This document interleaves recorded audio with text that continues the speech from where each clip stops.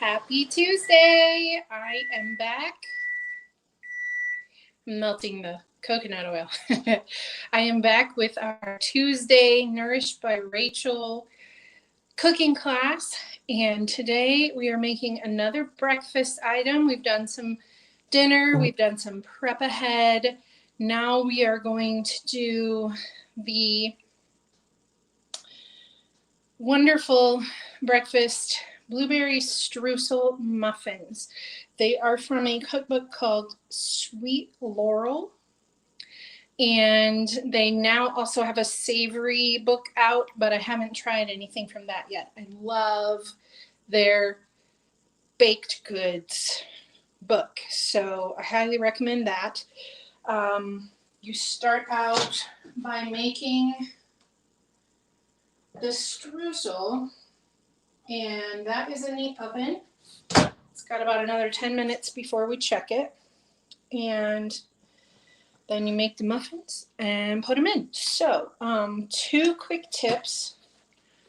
I'm using these parchment sheets to cook the streusel because, well, first of all, it says line a baking sheet with parchment, but also because they come in these folded up, and this one's cut in half, but they come in these folded up sheets. So they're super easy for making cookies, reheating pizza, whatever you want to do. They're parchment paper, so they can just go right on, no spraying needed, etc. And then parchment paper little cups, because I have some of the silicone baking cups, like for cupcakes, but because this recipe tends to be a very moist muffin, it can get a little weird inside of a silicone cup that doesn't let it breathe at all once they're baked. So I like the paper that lets it breathe a little, release some moisture if there's too much. So I wanted to tell you about those 2 little secrets. So now the streusel is a tablespoon of melted coconut oil, half cup of almond flour, and a tablespoon of maple syrup. You mix those together and then you crumble it out, which is actually harder than you would think because it's like trying to crumble fresh, brand new Play-Doh. It just wants to stick to itself. But you crumble it out across the baking sheet and bake it for 20 minutes or until it starts to crisp up. You don't want to get it too done because it's going to be put back on top of the muffins before they bake. So I've actually set mine to about 15 minutes to check it.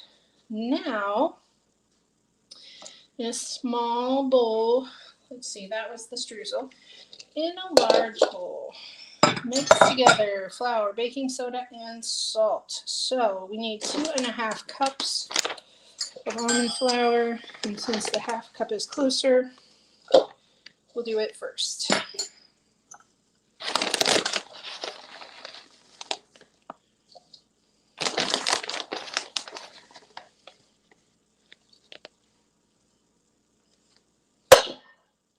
Sorry, loud noise.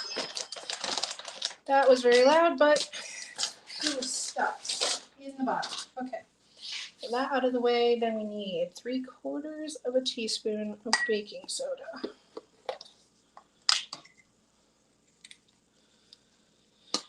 And that, of course, is the rising or raising agent. As they say, it'll help them rise and be fluffy.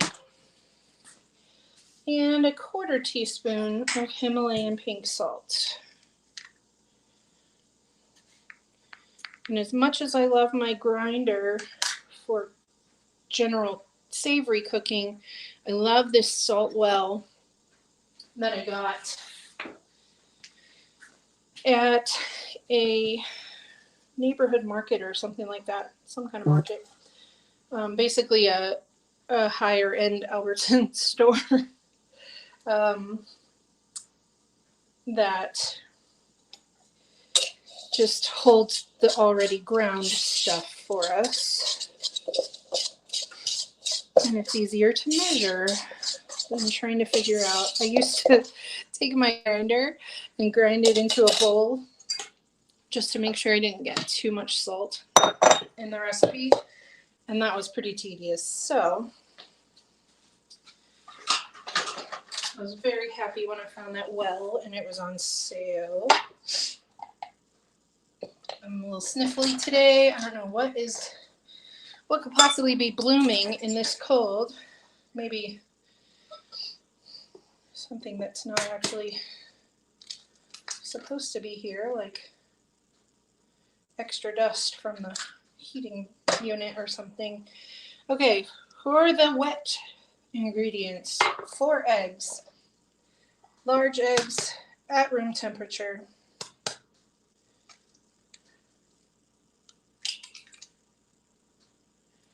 Breaking them into a cup just in case you get a little shell in there.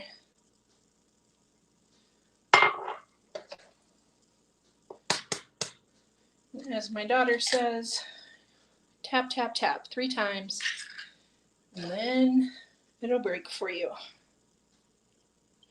And if you're going, Rachel, I already know all this stuff, then just know that this class is for all levels and even all ages, since sometimes I cook with my daughter and I'm talking about things you could cook with your kids. So I'm going to tell you even the basics just in case you're a beginner. So there's that out of the way.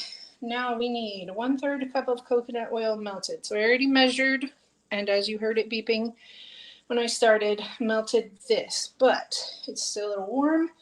I don't want to accidentally cook my eggs. So I'm going to go with the next thing that's not warm. And I'm supposed to have 2/3 of a cup of this maple syrup. And as you can see, I barely have 1/8 of a cup. So, little trick. Generally in these kind of recipes, maple syrup and honey are interchangeable. Oh, that does not want to unscrew for me. There we go.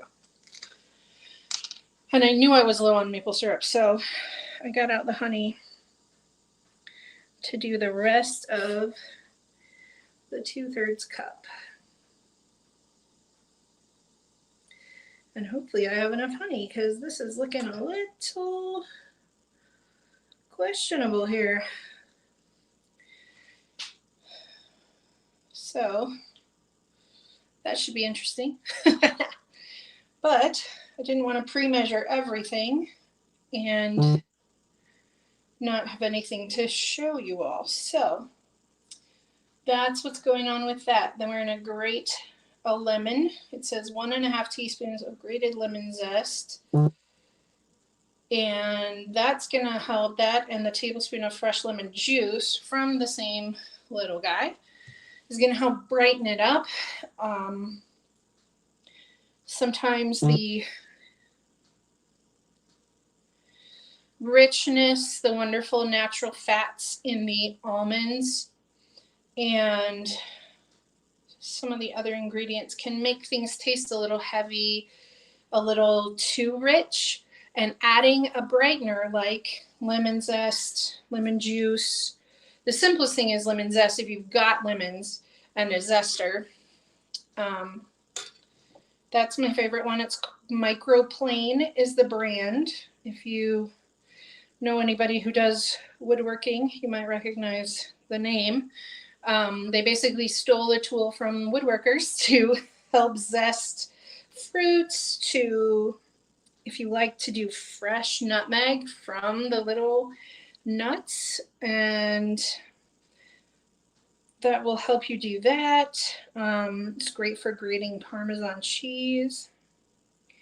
All right, I've got almost 2/3 a cup here, so I'm not actually going to worry about it being a teensy bit less sweet than what it calls for. I'm fine with a little less sweet in there. So we're going to get it all out of this cup.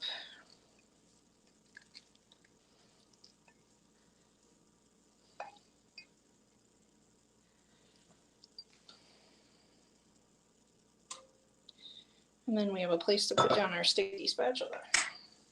All right, so let's see. In a separate bowl, combine. So I'm going to use the fork, not the whisk. Start mixing the eggs and the sweetness together and slowly add the coconut oil. Because if you add really hot, like straight out of the microwave or the oven, wherever you choose to melt it, liquid to something with eggs, you might end up with scrambled eggs if you don't do it slowly and you don't have enough cooler ingredients to buffer against. That is our streusel being done.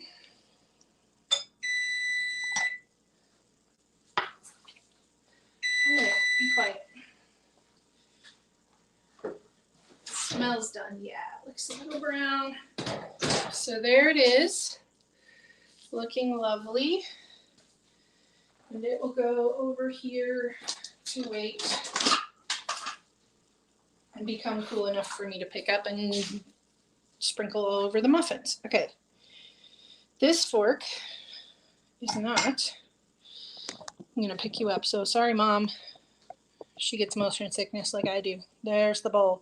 See how it's like separated? It's not mixing. I'm gonna use the whisk because the fork is just not getting it combined.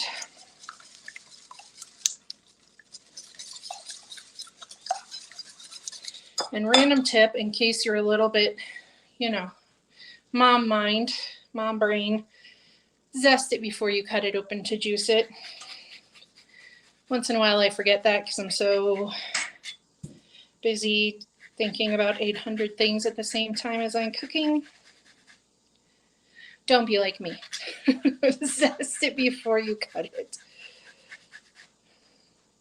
Even if you have to do like I just did and put the zester and the lemon over here on the side with the bowl and the knife and the cutting board back there behind you, separated from each other, so that what you grab is the zester. That's good too. Any little tricks that you can use to make your brain do the right step first, I think that's very smart. So definitely keep your fingers away from the blades on the microplane because they will tear you up. But the back is smooth, so don't worry about that. I've even seen people grate it upside down. I get my thumb if I try to do that. Sure, it catches all of the zest for you in a pretty little picture, but it also is a little too risky. I would need those gloves that I showed you before.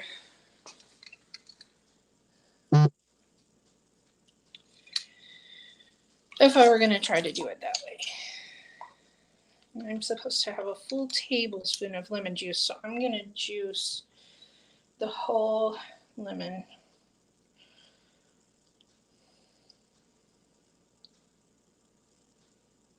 If you wanted to measure, you could juice it into a little dish and do that. But for the sake of time, and because that seemed like a very juicy lemon, I'm going to go ahead and do it that way for now. All right, our last wet ingredient is 2 tablespoons of vanilla extract. Often you don't put that much, but it is going to make these muffins taste wonderful without upping the sugar content quite as much. At least that's my understanding of the reason behind it. If I'm wrong, somebody let me know in the comments, because I don't want to be spreading misinformation. All right, so there we go. We've got all our wet. Our streusel is cooling. And the next step is to, little by little, add in the dry. So here we go.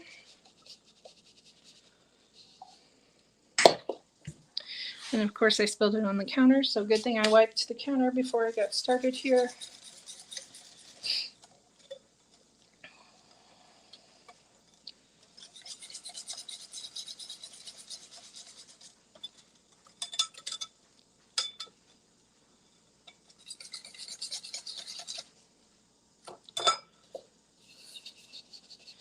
So just add, mix,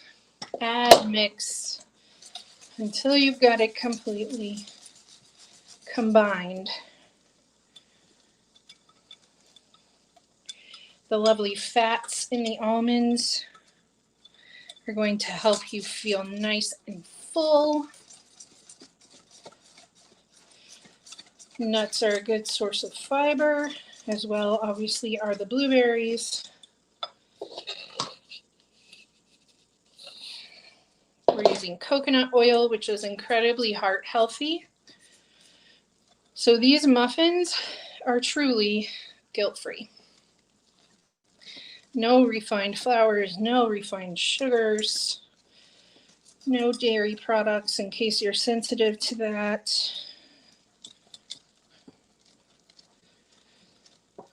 Although I think I have made these when I didn't have any coconut oil left in the house with butter. So if you're a butter person, a little grass-fed butter melted in place of the coconut oil will taste wonderful. However, it does have a higher smoke point, or basically, to simplify it, it will burn quicker than coconut oil or olive oil. So you probably don't want to use it in the streusel topping, because that could make you end up with scorched streusel, and nobody wants scorched streusel. All right, there's the last of our dry. It's getting nice and thick, like a muffin batter should be.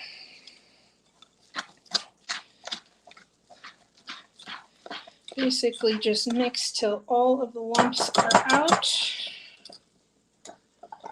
And then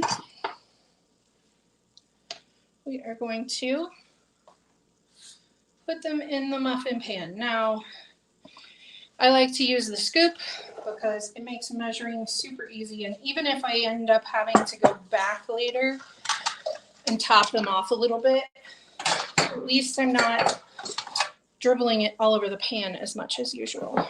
Now, usually, especially if you buy like a kit for blueberry muffins, they have you add the blueberries into the batter. But in this one, we're going to add the blueberries on top because blueberries are heavy and they'll actually sink down through the batter. I don't know if you ever watched the Great British Baking Show, but you know all those trick recipes, they have to do the technical, and they never remind them. They cut that part out of the recipe that they give them, the pared down recipe, where if you want something like a blueberry to not all sink to the bottom of your cake or your muffins, you need to toss them in flour first so they suspend in the liquid better. We're going to actually use that sinking to our advantage today. They obviously make enormous muffins with these at Sweet Laurel Bakery because it says 8 muffin cups and I'm almost to 12. And I've got quite a bit left in my bowl.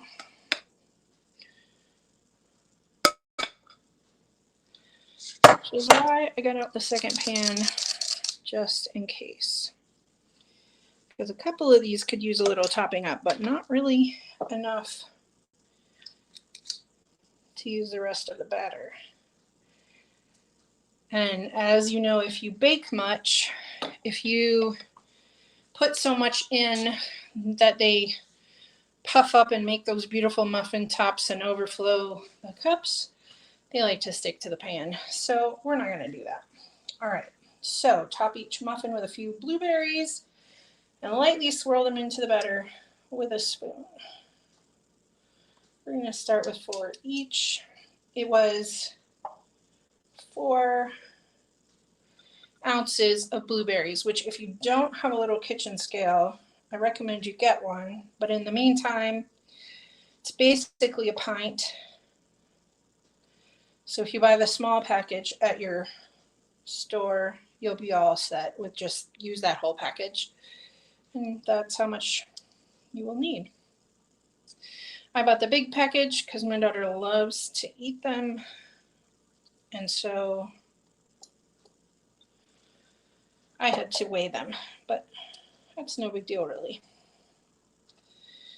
The scale has been around for quite some time in our kitchen because a lot of gluten-free baking works better if you weigh it rather than measure it. And it's been about 8 years since I discovered I needed to be gluten-free. All right, I don't have a spoon, but I have a fork.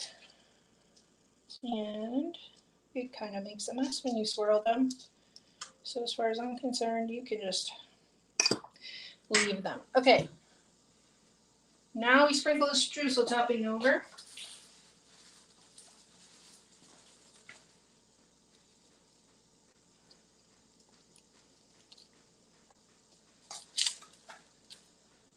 And don't worry about if it breaks down to actual crumbs, that'll still be delicious.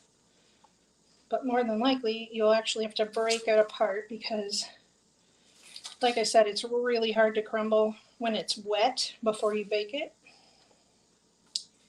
And so it kind of bakes together a little bit. But these are, I was looking at blueberry muffins in Whole Foods yesterday.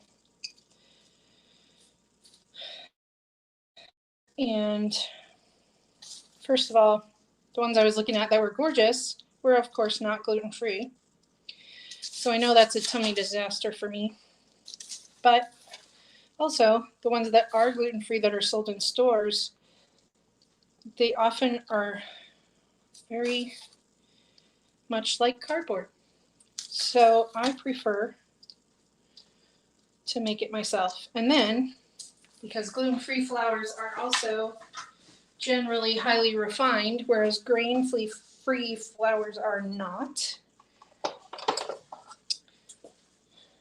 it's a lot better for my blood sugar level to bake it as well. So 25 minutes.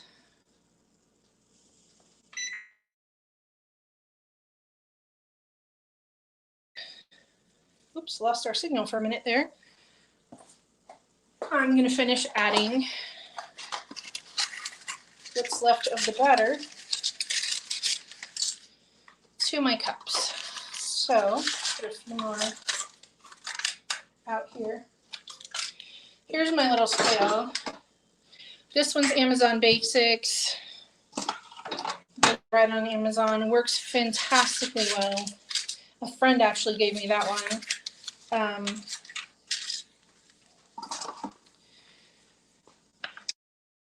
And it has had many uses in our house. It has measured for many meals, both for me cooking and also for my husband cooking. And it also helps me when I mail out samples for my Arbonne business or thank you gifts or the packages for stuff I sell online, to weigh it for all those little boxes on the Postal Service website, or UPS or whoever you use. So you don't have to have a separate one for weighing mail and a separate one for weighing food, as long as you don't put the food directly on it. And that's a pretty easy thing to get around doing.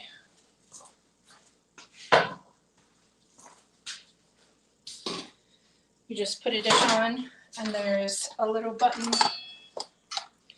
right below the power button. I'm going to put it up super close so you can see where it says tare. That is where you get it to zero out the weight of the container that you're using. And once you've done that, you'll get the true measure of what you're weighing inside the container. Super simple. Very handy. And these are going to be the blueberriest muffins of all because we've got so many left.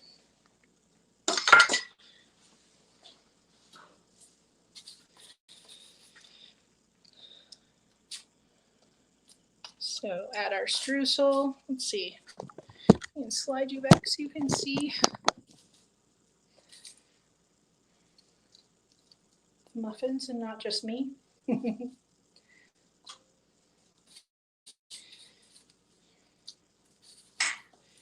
After all, it's a cooking show, not the Rachel show, right?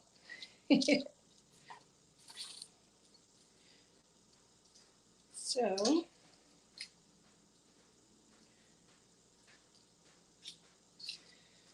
there we go.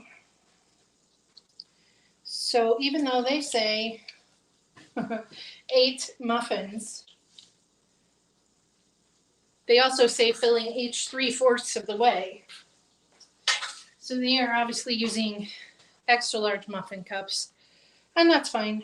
But when you're feeding a 5-year-old, you want the normal size ones. And these are done. So it made for us 15 instead of 8, which is nice. You have more. They freeze really well.